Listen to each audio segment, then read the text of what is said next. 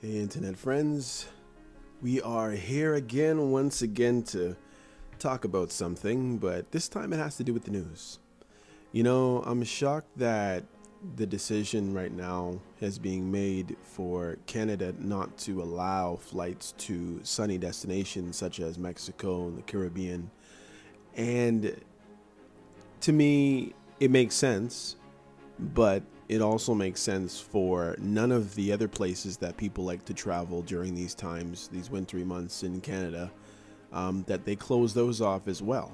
And I understand that many people go to Jamaica, go to Puerto Rico, Cuba, Mexico, but people also go to Florida. People also go to Europe.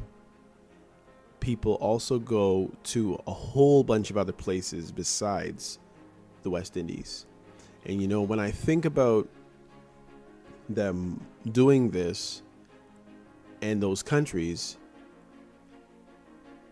it really pains me because I remember the sanctions that were brought up against countries like Jamaica when they were, I guess, on the side of Cuba when the USA decided that Cuba was siding with Russia during the Cold War and all those times. And I think back to looking at a country like Jamaica, and as many of you know who have been to that island, the beaches are wonderful, the food is wonderful, some of the resorts are wonderful, the people are nice.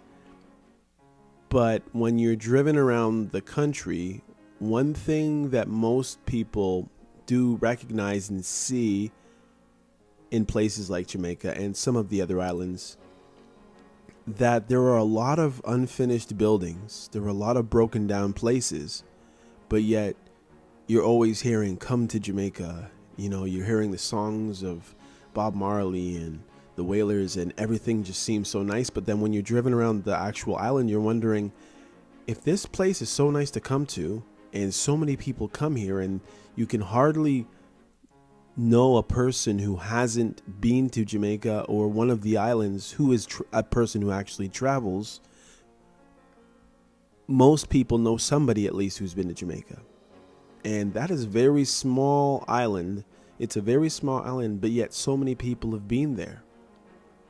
And one thing I think that many people in Canada don't realize, or maybe some of you do realize, is that at least 80% of the money that is made in those small islands are made from tourism. And I think back again, as I was talking about earlier, and I'm sorry if I'm drifting a little bit, back to Jamaica in 1962, I believe, when all of the companies in the United States pulled out of Jamaica in favor of what was going on politically. And it totally destroyed the island. It totally destroyed the economy. Back in those days, the Jamaican dollar was more than the Canadian dollar. It was tied to the European note, I guess the pound. And everything was lucrative and nice in those countries.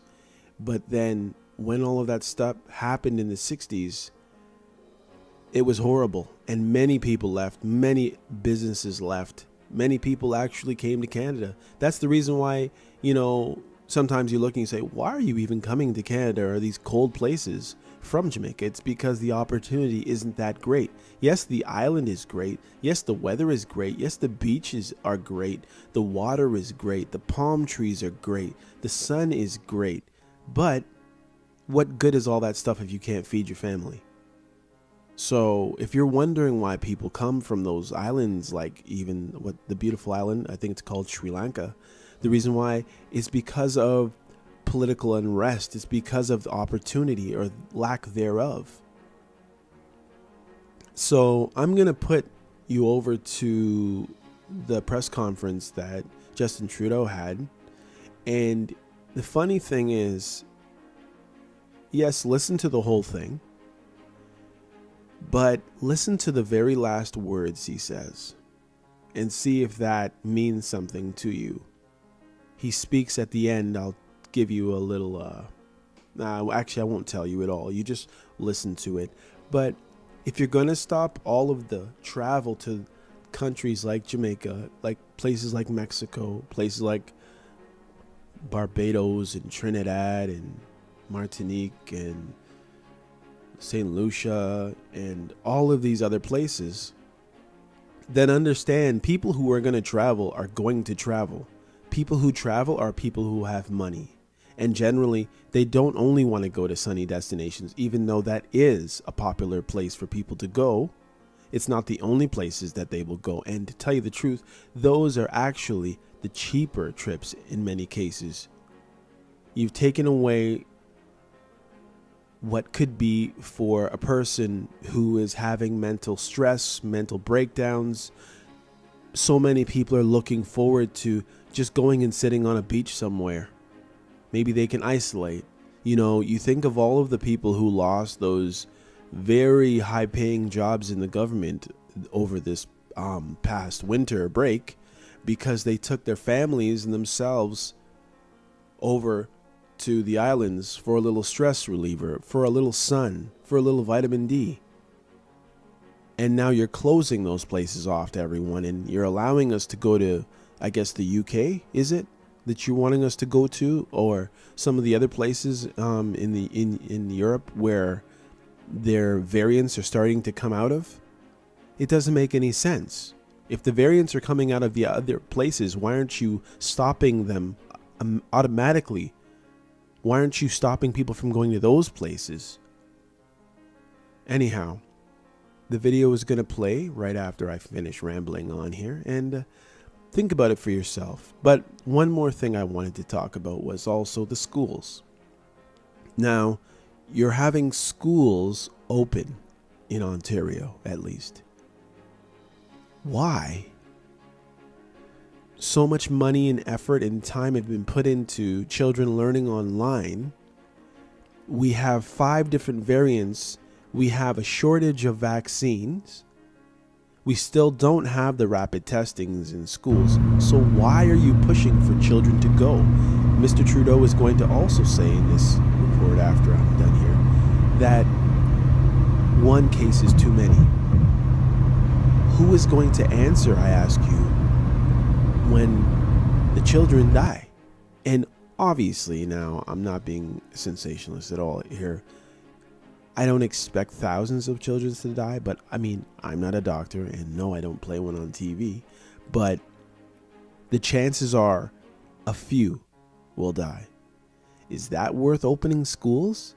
I mean, you're saying that, I think it was Sick Kids, saying that it's not good for kids to be at home, and there will be a discrepancy in the lack of, in the amount of education and loss during the time when kids who don't have proper computers, don't have access to computers, don't have access to help at home because parents are at work, essential workers, have children who are at home and they don't have the time to sit there with them for 3 or 4 or 5 hours making sure that they're learning their lessons. I understand that. But at the same time, why are we willing to just send our children out to school? Yes, to learn, but also when it is probably the least safe. I mean, we didn't go back last year to school with the kids. We said, keep them home. After Christmas, we kept them home. But now that there's 5 more variants of the coronavirus, the COVID-19, we're going to send them back because it's safe. Safe how? What extra measures are you putting in place to say that it's going to be safe? How do we know that we're going to not lock off again and cause a further disruption? The children are all settled right now in online learning. Why are you going to send them all to school now when things have gotten worse? Now, I understand it's a political thing to all of a sudden have everybody in every news broadcast saying the same thing. tests are up, or actually they're down, but cases are down now. They were up at 4,000, so that story was aligning with your story. Everything was congruent before, but now that tests are down just at around 2,000 or so in Ontario every day, you're going to send the kids back in 10 days from now. Well, I don't think it's a good idea. Obviously, the powers that be know exactly why they're saying this, but I don't think that schools should be a testing site. I think you need to get the vaccines into the arms of seniors because they are the ones who are dying, and chances are, as we've known in society, the children at school without social distancing are probably one of the more parts of the community that are spreading the virus, even if they are not directly affected. So let's just say not even one child will die from COVID-19 from January all the way to June, to the end of June.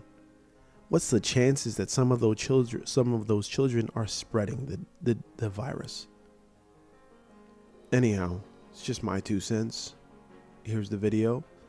You can listen to Prime Minister Justin Trudeau. Take care. Please take care. All right, here's the Prime Minister. I'd like to start today by speaking about new measures affecting Canadian travels.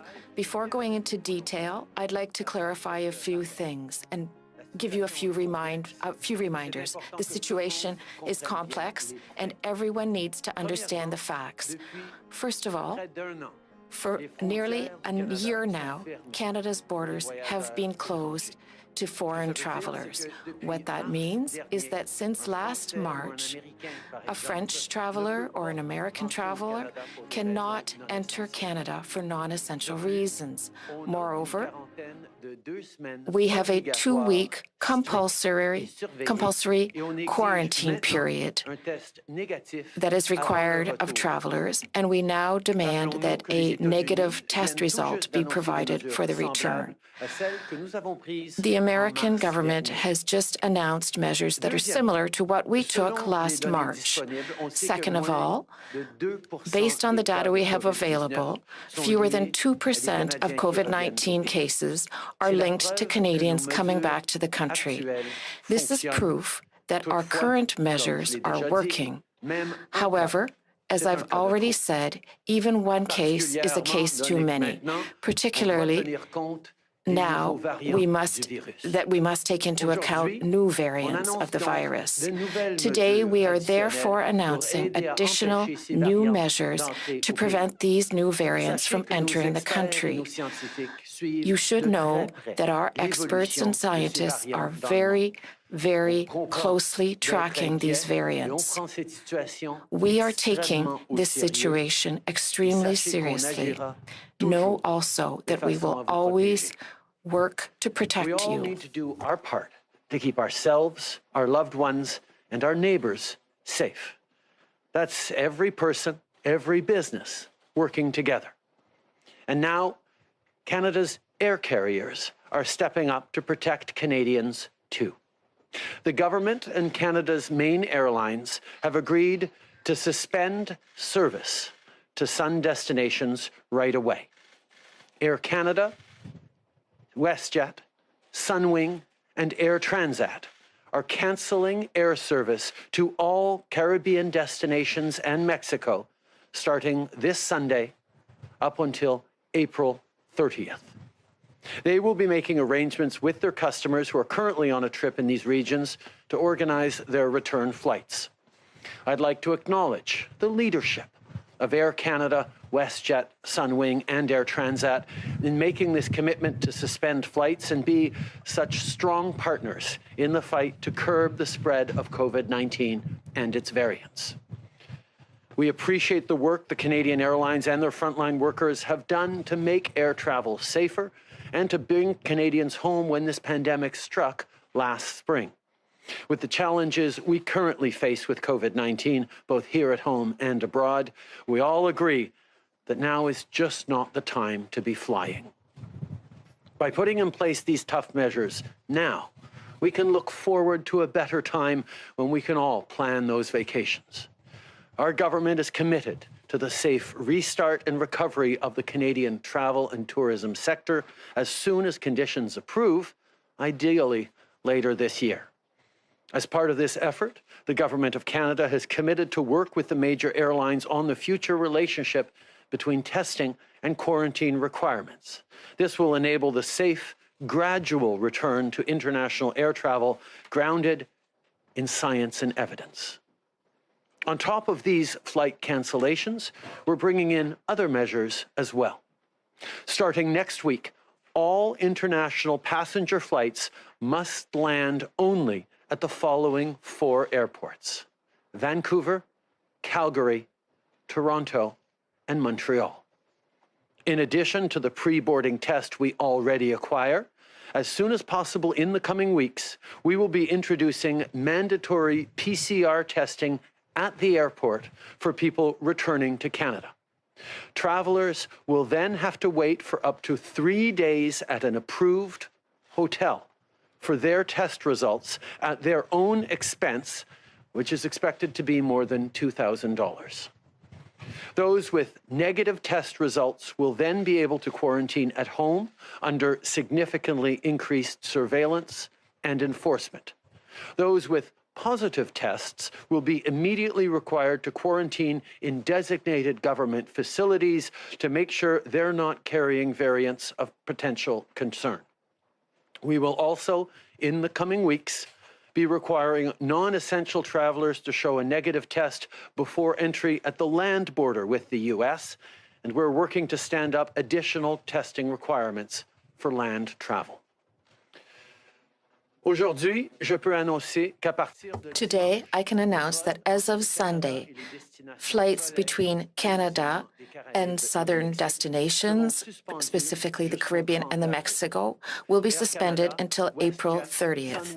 Air Canada, WestJet, Sunwing, and Air Transit have agreed to be part of the solution to protect the health and safety of Canadians. Moreover, as quickly as possible in February, we will be adding a second additional compulsory test at the airport for arriving passengers. As passengers await the results of that test, they will be required to wait in quarantine at their expense in a supervised hotel. That expense will be $2,000 per traveler. If these tests are negative, the travelers may remain at home in quarantine up to 14 days with increased surveillance. Anyone with a positive test will be sent to a designated government facilities so that we can ensure they do not have the new variant. There are various logical and other reasons that force us to take these decisions, which are not made lightly. We will always take a rigorous approach to make informed, effective decisions that take into account all factors and their consequences. We have known since the beginning of the crisis, you have known since the beginning of this crisis, rather, that my priority is to protect Canadians. We must continue to work together.